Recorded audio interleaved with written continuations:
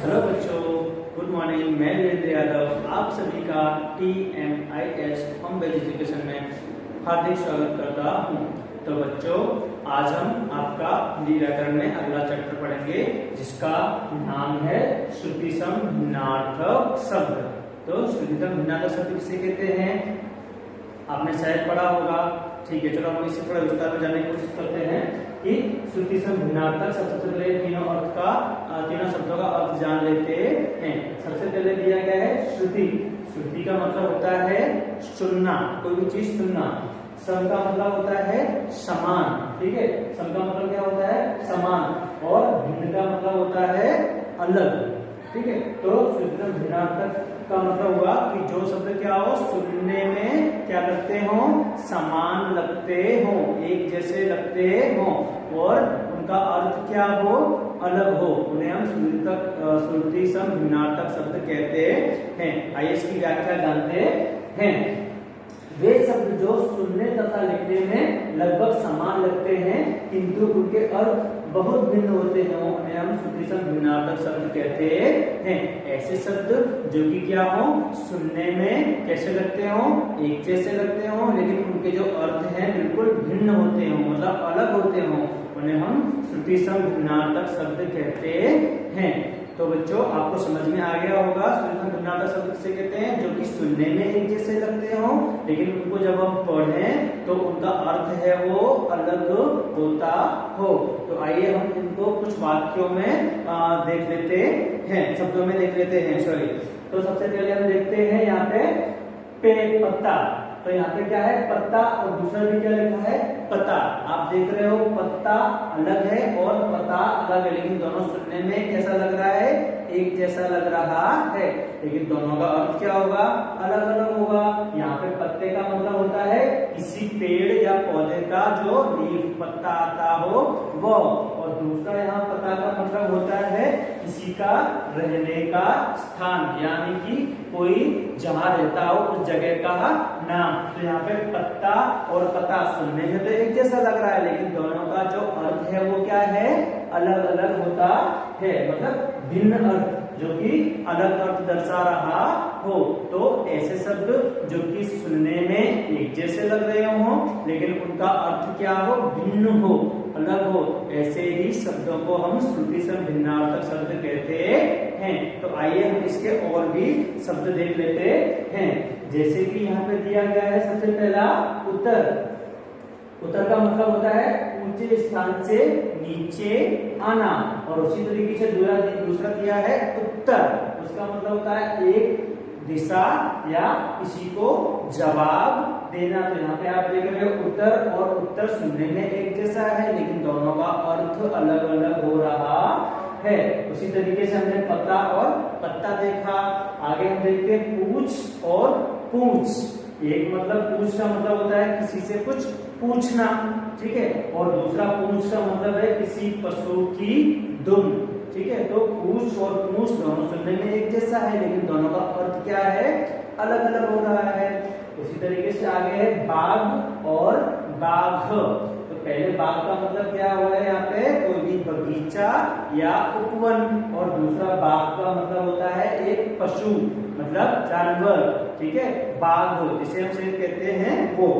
आगे देखते हैं समान और सामान। ठीक है, एक है सबसे पहला दिया है समान, जिसका मतलब होता है बराबर, और दूसरा है सामान, जिसे हम कहते हैं कोई भी सामग्री या कोई भी पदार्थ, कोई वस्तु, उसे हम किसमें लेंगे, सामान में लेंगे। तो यहाँ पे समान और सामान एक जैसा है लेकिन दोनों का अर्थ क्या है, बिल्कुल अलग हो रहा है। उसी तरीके से अगला है पवन और पावन।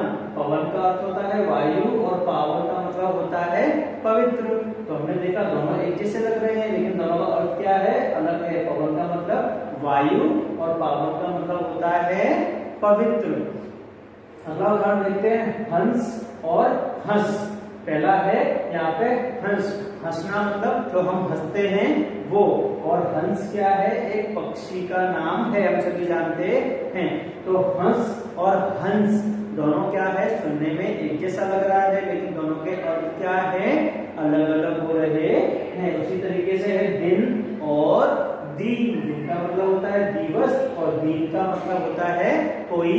भीतरी। आगे चलते हैं और शब्द देखते हैं, अंदर और अंतर। अंदर का मतलब होता है भीतर, किसी भी वस्तु के भीतर, घर के भीतर, कहीं पे भी होता है। और अंदर का मतलब होता है, अंतर का मतलब होता है भेद या भिन्नता, प्रकार जिसे कहते हैं। तो आपने देखा अंदर और अंतर सुनने में एक जैसे लग रहे हैं, लेकिन दोनों का अर्थ क्या है, अलग अलग है। उसी तरीके से अगला शब्द देखेंगे, आदि और आदि। आदि और आदि, तो ये भी सुनने में एक जैसे है, लेकिन दोनों का अर्थ अलग अलग है।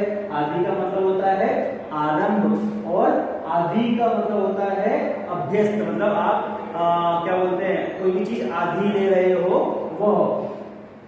आगे है आंधी और आधी।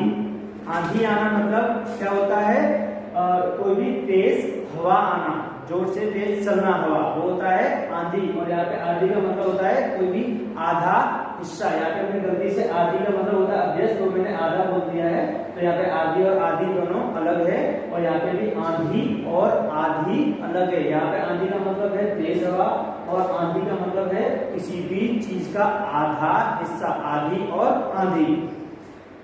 आगे है और, ठीक है, और सुनने में एक जैसा है, लेकिन अर्थ दोनों के अलग है। यहाँ पे और का मतलब है कोई भी एक तरफ दिशा बताने के लिए बताया जा रहा है, और का मतलब होता है तथा या अन्य या कोई दूसरा व्यक्ति या वस्तु।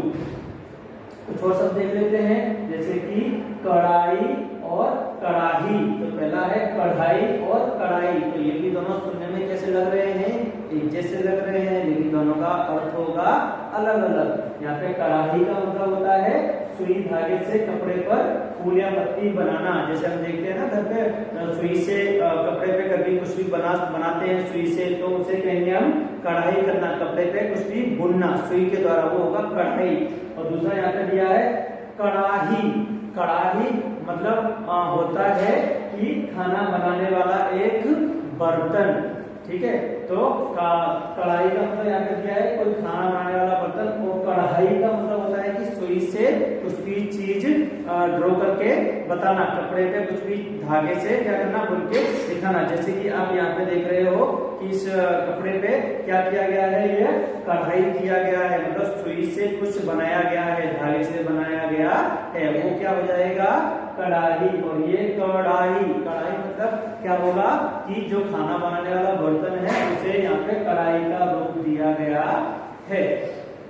अगला है परिमाण और परिणाम। यहाँ पे परिमाण का मतलब है किसी भी चीज की मात्रा या नापतोल बताना, और परिणाम का मतलब होता है नतीजा, आपका फल, ठीक है। तो परिमाण और परिणाम सुनने में एक जैसा, लेकिन अर्थ दोनों के क्या है, भिन्न हो रहे हैं। यही क्या है, श्रुति शब्द भिन्नार्थक शब्द है। अगला उदाहरण देखते हैं हम, अचार और आचार। हम सभी जानते हैं दोनों सुनने में अलग लग रहा है, अचार और आचार। तो अचार का मतलब होता है आम, नींबू आदि मिर्ची का कोई भी अचार हो सकता है, और आचार का मतलब होता है आपका जो चाल चलन स्वभाव, वो अलग होता है। तो यहाँ पे दोनों एक जैसे दिख रहे हैं, लेकिन दोनों का अर्थ क्या है, अलग अलग बता रहा है।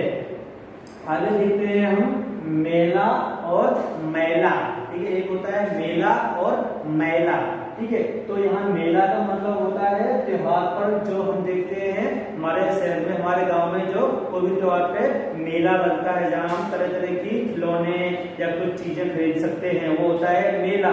और मैला मतलब होता है गंदा, जो चीज गंदी हो जाती है, कपड़े गंदे हो जाते हैं, उसे हम क्या कहते हैं, मैला, ठीक है। तो यहाँ पे आप देख रहे हो दोनों एक जैसे दिख रहे हैं, मेला और मैला, लेकिन दोनों का अर्थ क्या है, अलग अलग है। उसी तरीके से है पीठ और पीठ, ठीक है। तो ये भी दोनों एक जैसे दिख रहे हैं, लेकिन दोनों का अर्थ तो बिल्कुल भिन्न है। पीठ का मतलब होता है किसी को पीटना, मारना, और पीठ का मतलब होता है आपका जो शरीर का हिस्सा होता है, वो शरीर का अंग। तो बच्चों ये भी आपको एक जैसा दिख रहा है, लेकिन दोनों का अर्थ अलग अलग हो रहा है। पीठ मतलब पीटना, और पीठ मतलब शरीर का कोई भी एक अंग।